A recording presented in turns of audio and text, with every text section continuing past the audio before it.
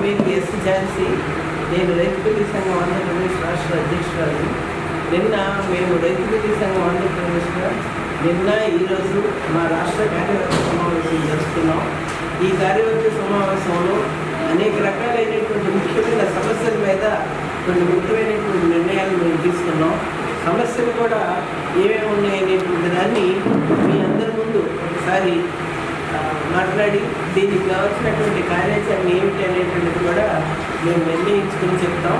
ఒకటి, మా ముందున్నటువంటి సమస్యల్లో మొత్తం ఈరోజు ఇక్కడ తెలంగాణ మరియు ఆంధ్రప్రదేశ్కు సంబంధించినటువంటి రాష్ట్ర ప్రభుత్వాల్లో ఉండేటువంటి 1670 మంది గిరిజనేతలకు సంబంధించినటువంటి వాళ్ళు సుప్రీంకోర్టుకి వెళ్ళారు.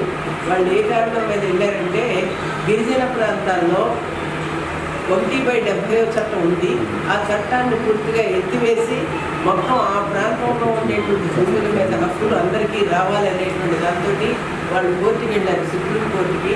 మేము డిమాండ్ చేసేది ఏంటంటే, సుప్రీంకోర్టుకి వాళ్ళు వెళ్ళినప్పుడు గిరిజనుల తరఫున వీళ్ళు ఇక్కడ ఉండేటువంటి రాష్ట్ర ప్రభుత్వాలు, కేంద్ర ప్రభుత్వాలు ఆ కేసులో ఇంప్లీడ్ అయ్యి గిరిజనులకు చేయవలసినటువంటి న్యాయం చేయాలి. గిరిజనుల సమస్య భూమి సమస్య అనేది ఒకటే కాదు, మొత్తం వాళ్ళ జాతికి సంబంధించినటువంటి సమస్య. క్రమేపీ ఆ జాతి కూడా పూర్తిగా అంతమైపోయేటువంటి పరిస్థితి ఉంది. కనుక దీన్ని పూర్తిగా వ్యతిరేకించాలనేటువంటిది ఒకటి. ఇంకా రెండో అంశానికి సంబంధించినటువంటి దాంట్లో PM సూర్యఘర్ యోజన పథకం అనేది ఒకటి ఉంది. అది చాలా ఘోరమైనటువంటి పథకం.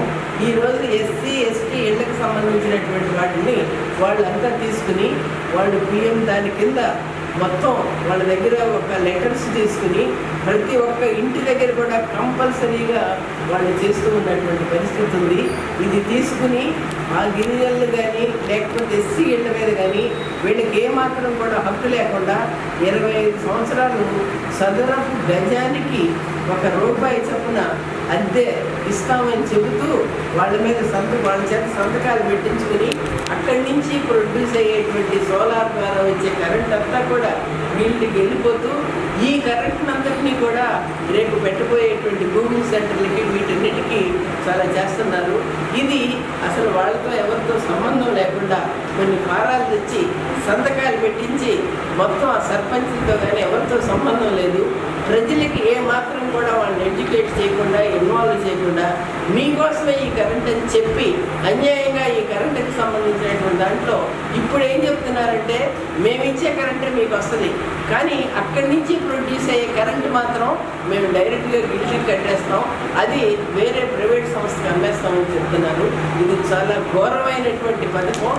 ఇందులో కనుక మీరు అంగీకరించకపోతే SCలకు సంబంధించిన దాంట్లో మీకు ఉన్నటువంటి సబ్సిడీలు కానీ రాయితీలు కానీ మేమేమి మీకు ఇవ్వమని చెప్తున్నారు. ఇది చాలా ఘోరమైనటువంటి అన్యాయమైనటువంటి పథకం. ఈ పథకాన్ని ఇక్కడ చంద్రబాబు నాయుడు గారు PM రోజున ఆ పథకాన్ని చంద్రబాబు నాయుడు గారు ఇక్కడ భుజాన వేసుకుని మొత్తం ఉన్నటువంటి ఈరోజు ప్రైవేట్ సంస్థలన్నిటికీ కూడా ఈ కరెంటును అమ్మవేసేటువంటి పరిస్థితి ఉంది. ఇది చాలా తీవ్రమైనటువంటి సమస్య. రేపు పర్యావరణం సమస్య. ఎల్లుండి ఏంటంటే వాళ్ళ ఇళ్ల మీదే వాళ్ళకి ఏమాత్రం హక్కు లేదు. ఒక అద్దె అనేటువంటి పేరుతో చెప్తున్నారు. ఈ అద్దె రేపు ఇవ్వచ్చు, ఇవ్వకపోవచ్చు. సబ్సిడీ అంటున్నారు, సబ్సిడీ ఇస్తే ఇవ్వచ్చు, ఇవ్వకపోవచ్చు. కానీ సహజంగా వచ్చేటువంటి ఆ విద్యుత్తుని వీళ్ళకి అందకుండా దీన్ని తీసుకుని వెళ్ళి మొత్తం ప్రైవేట్ సంస్థల యొక్క గ్యారెంటీకి ఇవ్వడం మాత్రం చాలా అన్యాయం. కనీసం ప్రకృతిలో ఉండేటువంటి సూర్యుడి ద్వారా వచ్చినటువంటి కరెంటును కూడా వీళ్ళకి అందనివ్వకుండా ప్రభుత్వం మధ్యలో అడ్డుండి మొత్తం వీటన్నిటిని కట్టివేసి ఇవన్నీ కూడా ప్రైవేట్ సంస్థలకు ఇవ్వడం అనేది చాలా అన్యాయమైనటువంటిది అనేది మేము రైతు కూలీ సంఘం ఆంధ్రప్రదేశ్గా భావించి వీటిని ఎక్కడికక్కడ నిలతీయండి. మీ సౌరశక్తి ద్వారా మీ ప్రాంతాలను మీరు నిలబెట్టుకోండి, మీ కరెంట్ మీకు కావాలి అనేటువంటిదైతే మేము రైతు కూలీ సంఘం ఆంధ్రప్రదేశ్గా తీసుకుంటున్నాం. అదేవిధంగా ఈ రోజు నుంచి ఒక రకంగా నిన్నటి నుంచి ఇక్కడ ఈ పథకాలని మొత్తం మహాత్మా గాంధీ జాతీయ గ్రామీణ ఉపాధి హామీ పథకాన్ని ఎత్తివేస్తూ ఇక్కడ ఉండేటువంటి పీవీజీ రామ్జీ పథకాన్ని అమలు చేయబోతున్నారు.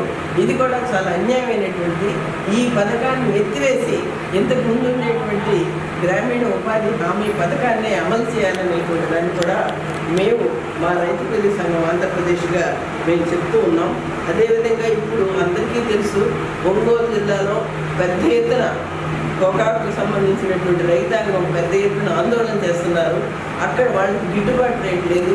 మేము డిమాండ్ చేస్తుందంటే 1,000 కోట్ల రూపాయలు అక్కడ ఉన్నది ప్రభుత్వం దగ్గర, ఆ భూమి వాళ్ళ డబ్బులు వాళ్ళకి ఇచ్చి మొత్తం ఈరోజు పొగాకు పండిస్తున్నటువంటి రైతాంగాన్ని ఆదుకోవాలని చెప్పి రైతు కూలీ సంఘం ఆంధ్రప్రదేశ్గా మేము డిమాండ్ చేస్తున్నాం.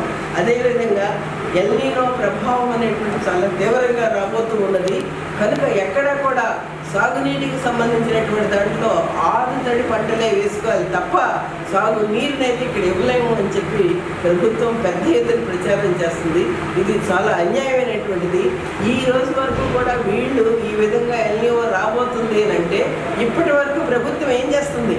ఎందుకు అక్కడ ఉండేటువంటి సహజ వనరులను కాపాడుకోవడం కోసం ఏం చేయడం లేదు.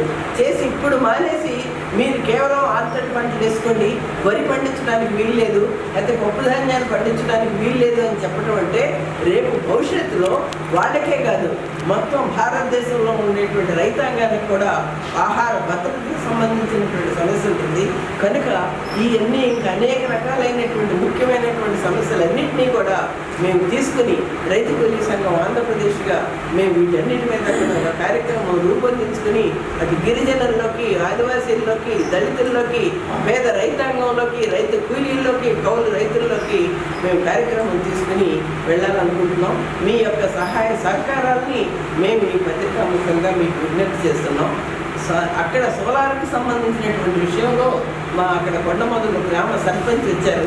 అసలు ఎంత ఘోరమైనటువంటి లెటర్ వాళ్ళ దగ్గర తీసుకున్నారో అంటే వారి ద్వారా మీరింటే ఉపయోగంగా ఉంటుంది. ఇప్పుడు సబ్సిడీ అంటే